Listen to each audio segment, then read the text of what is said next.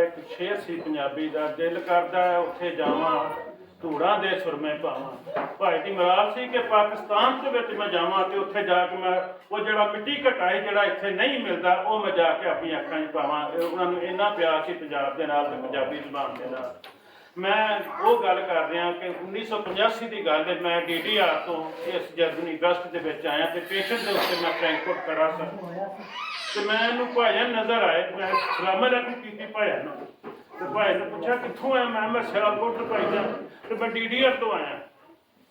तो भाईजान ने मेरी बांह फड़ ली तो मैंने आता तेरे इतने कोई रिश्तेदार है ने? मैं कहा नहीं भाई वो अल्लाह तो दुआ मेरा को नहीं। और भाई ने मैंने अपनी बांह तो फड़िया मेरी तो मैंने अपने घर लै गया। स्टेशन के उत्ते एक कमरे का मकान सी, एक कमरा ही वो वाशरूम सी, वो एक छोटा जिहा किचन।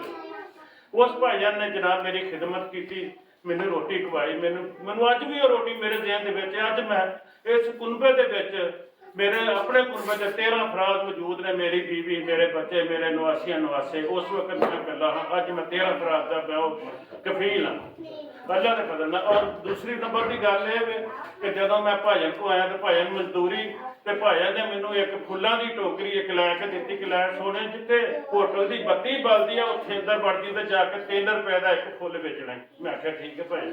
मैं वो फुल बेचता रहा, मैं अपनी भुख कड्ढी, अपने घरदियां की भी कड्ढी। और उस दौरान भाजन के बच्चे आ गए। अज बैठिया ने ये बच्चियां जिहड़ियां अज मावां ने और ये छोटियां सन जिन्हां दे नाल मैं रहा। तो भाजन ने एक बाप की हैसियत नाल मेरी शादी की। मेरी बीवी आई पाकिस्तान तो मैनू अपने घर लैके गए, उन्होंने मेरी बरात बन के गई। और भाजन ने मैनू अपने भरा बच्चों के करके मेरा ब्याह किया। मैं उस भाजन को सलूट करना। अल्लाह ताला भाजन की कबर से रहमत बरसाए। अल्लाह ताला भाजन का अगला सफर आसान करे।